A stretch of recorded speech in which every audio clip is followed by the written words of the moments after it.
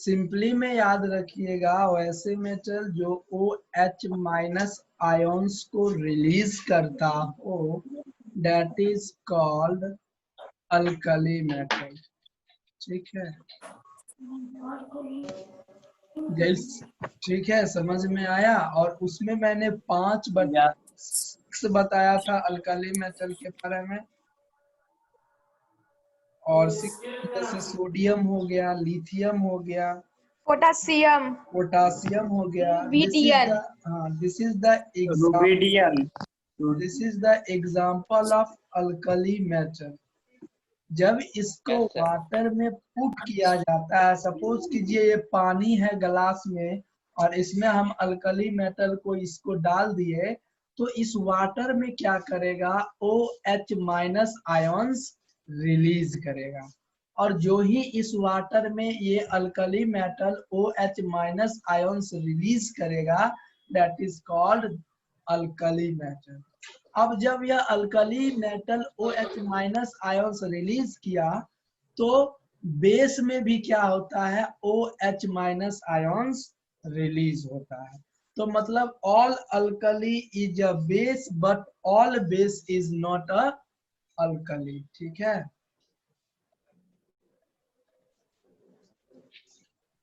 Alkali है वो base हो सकते हैं बट जितने भी बेस हैं वो अल्कली नहीं हो सकते। ठीक है, यस कौनो दिक्कत? सर। वही एसिड में चले जाइए जिसमें H minus H plus ions release हो दैट इज कॉल्ड एसिड। ठीक है, तो वही हम expectation of physical property of metal and non metal के बारे में बता रहे थे।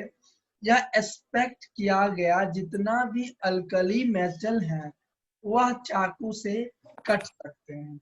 जैसे सपोज कीजिए हम अल्कली मेटल का एग्जांपल है तो हम चाकू से कट सकते हैं, नाइफ से कट सकते हैं। ठीक है, तो याद रखिएगा जितने भी अल्कली मेटल है वह नाइफ से काटा जा सकता है। ठीक है, उसके बाद दूसरा पॉइंट बताया था मरकरी इज इन लिक्विड। ये भी एक्सपेक्ट किया गया था कि मरकरी क्या है, लिक्विड है, बट किस टेम्परेचर पे लिक्विड है ये डिफाइंड नहीं किया गया था। ठीक है, बाद में उसको डिफाइंड किया गया, मरकरी रूम टेम्परेचर पे लिक्विड के फॉर्म में अवेलेबल होती है।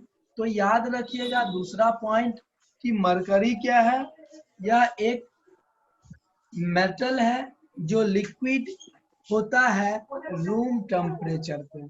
याद रखिएगा। तीसरा पॉइंट लिखा गया lead and mercury are the poor conductor of heat. Lead and mercury are poor conductor of heat. जो लीड हो गया और जो मरकरी हो गया यह दोनों क्या है, poor condition of heat. Heat का जो है यह सबसे खराब कंडक्टर है। ठीक है, तो एक क्वेश्चन यहाँ से उठता है कि जब मरकरी और लीड जब दोनों ही बैड कंडक्टर है हीट का, तो मरकरी को क्यों थर्मोमीटर में यूज किया गया, हम लीड को क्यों नहीं किए? कोई बता सकते हैं? क्वेश्चन समझ में आया? Mercury is bad conductor of heat and lead is also a bad conductor of heat. Mercury भी बैड कंडक्टर है हीट का, लीड भी बैड कंडक्टर है हीट का, लेकिन मरकरी को थर्मोमीटर में यूज किया गया लेकिन लीड को थर्मोमीटर में यूज नहीं किया गया। ऐसा क्यों? सिंपली में आप कहोगे कि लीड का जो कोफिशिएंट एक्सपेंशन है वह मरकरी से कम है, और मरकरी का कोफिशिएंट एक्सपेंशन ज्यादा होने के कारण क्या होता है, हम मरकरी को यूज करते हैं in the place of lead. ठीक है, कौनो दिक्कत? बोले थे एक्सपेंशन क्या होता है सर? सर मरकरी मेटल है ना सर? क्या? सर मरकरी मेटल है ना सर? सर तो मेटल तो सर इससे हीट पास नहीं होता है। मरकरी मेटल है but it doesn't conduct heat. तो सर आप मेटल के प्रॉपर्टी में तो बताए थे sir, heat and electricity passes. Heat, सभी मेटल में हीट और इलेक्ट्रिसिटी नहीं पास कर सकता है। कुछ एक्सेप्शनल मेटल है जिसके द्वारा हीट भी पास होते हैं और इलेक्ट्रिसिटी भी। जैसे एग्जांपल आपका सिल्वर और गोल्ड का ले ले। सिल्वर एंड गोल्ड, सिल्वर और gold is the good conductor of electricity as well as heat. Silver का एक कॉमन एग्जांपल ले ले, हीट का भी वह गुड कंडक्टर है और इलेक्ट्रिसिटी का भी वह गुड कंडक्टर है, ठीक है।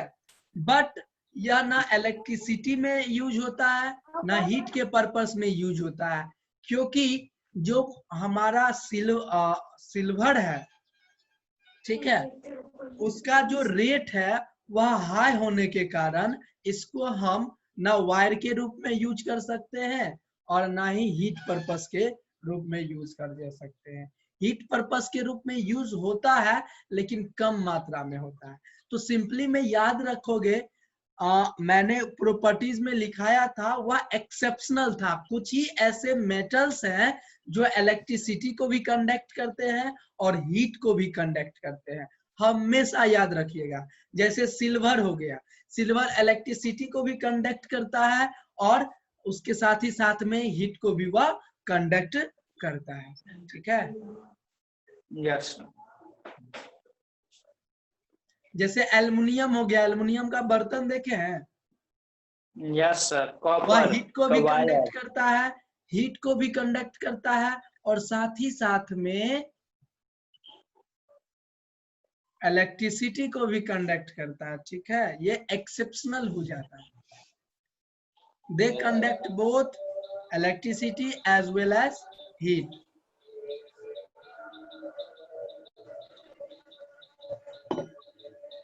अब है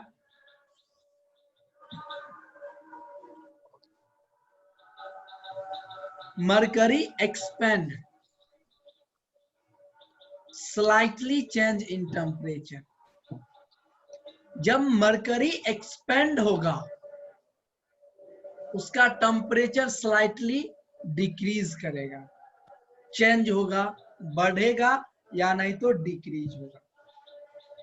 मरकरी एक्सपेंड कहने का मतलब हुआ जो मरकरी हम थर्मोमीटर में यूज करते हैं उसमें देखते होंगे मरकरी का एक्सपेंशन होते रहता है, एक्सपेंड होते रहता है, ठीक है। कभी थर्मोमीटर देखे हैं? Yes sir. सपोज कीजिए दिस इज अ थर्मोमीटर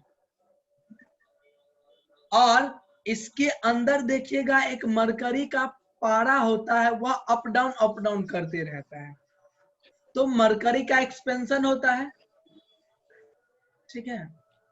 अब यहां जब मरकरी का एक्सपेंशन इसके अंदर होगा,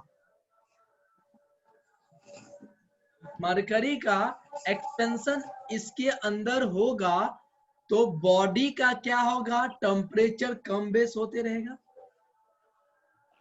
यस सर।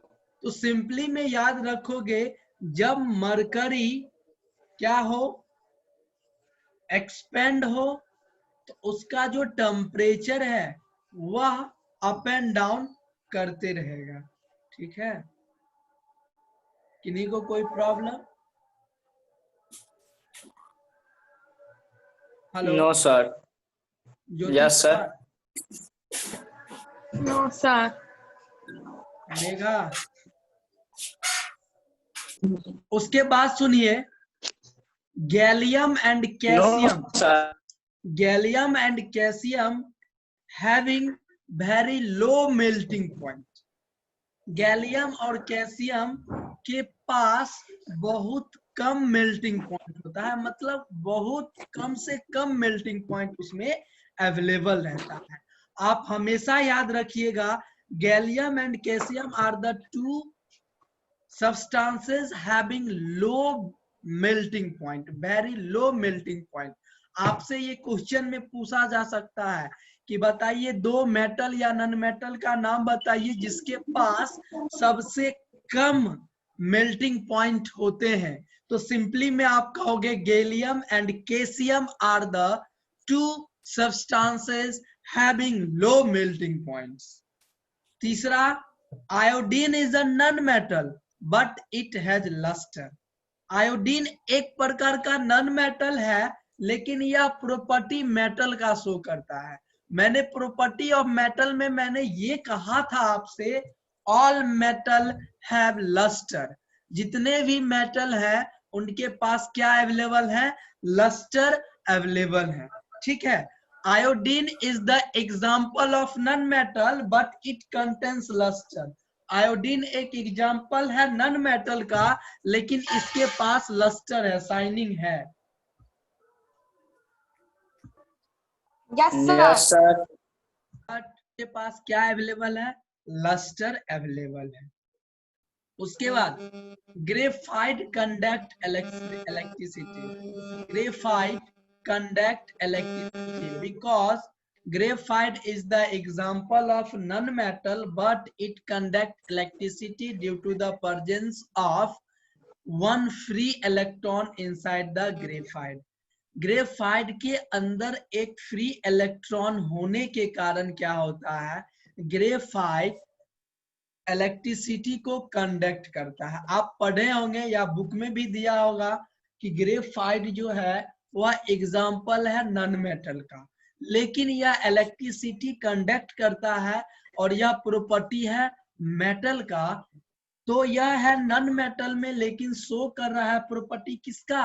मेटल का, क्योंकि उसमें एक फ्री इलेक्ट्रॉन है जो इलेक्ट्रिसिटी को कंडक्ट करता है। तो सिंपली में याद रखोगे, ग्रेफाइट इलेक्ट्रिसिटी को कंडक्ट करता है due to the presence of free electron. Free electron होने के कारण ग्रेफाइट क्या करता है? इलेक्ट्रिसिटी को कंडक्ट करता है। उसके बाद लास्ट पॉइंट दिया है, diamond conduct heat and has very high melting point.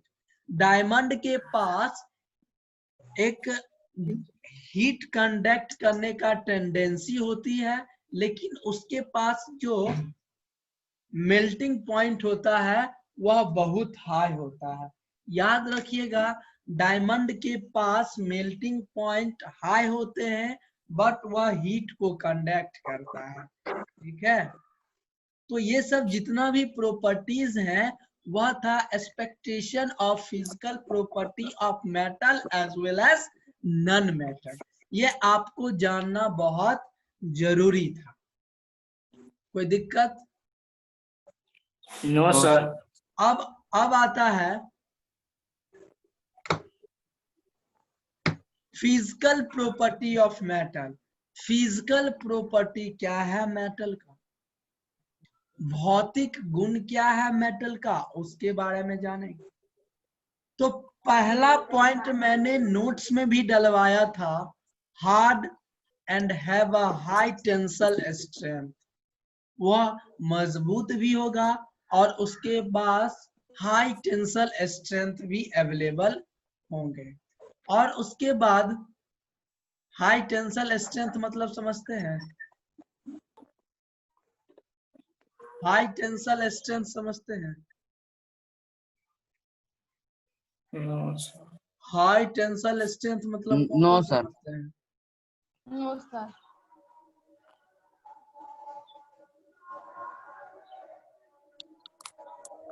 कोई नहीं समझते हैं?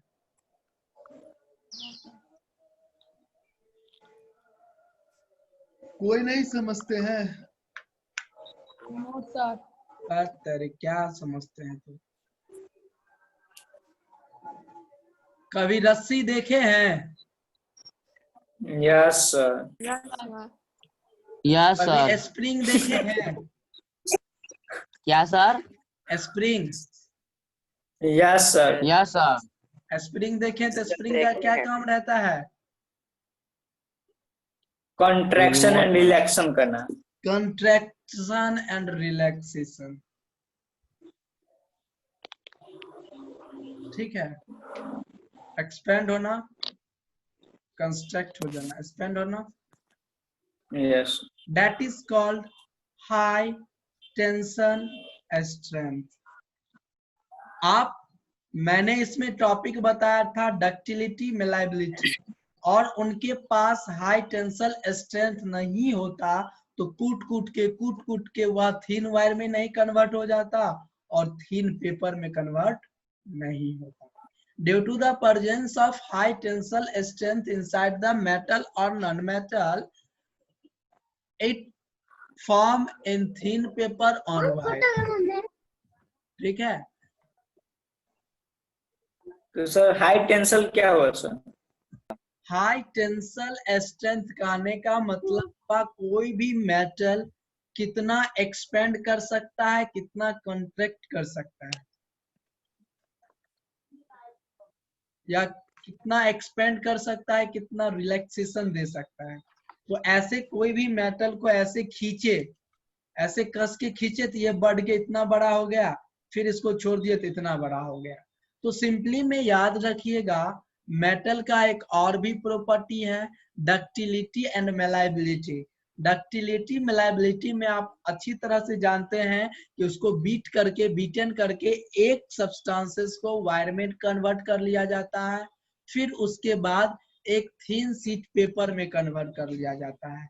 इसीलिए वह कन्वर्ट होता है क्योंकि उसके पास हाई टेंसल स्ट्रेंथ अवेलेबल होते हैं, ठीक है। उसके बाद जितने भी सॉलिड सब्सटेंसेस हो गए, दूसरी पॉइंट, जितने भी सॉलिड सब्सटेंसेस हो गए वह रूम टेम्परेचर पे क्या होंगे, सॉलिड फॉर्म में रहेंगे। लेकिन एक मरकरी ही ऐसा मेटल है जो रूम टेम्परेचर पे भी क्या रहता है, वह लिक्विड स्टेट में अवेलेबल रहता है। तो याद रखिएगा, solid at room temperature except mercury which is a liquid in room temperature। मतलब जितने भी मेटल्स हैं वह रूम टेम्परेचर पे सॉलिड स्टेट में रहेंगे, लेकिन एक मरकरी ही एक्सेप्शनल ऐसा मेटल है जो रूम टेम्परेचर में क्या रहता है, रूम टेम्परेचर में क्या रहता है, लिक्विड स्टेट में रहता है, ठीक है। अब है good conductor of heat and electricity. All metal is a good conductor of heat and electricity except mercury.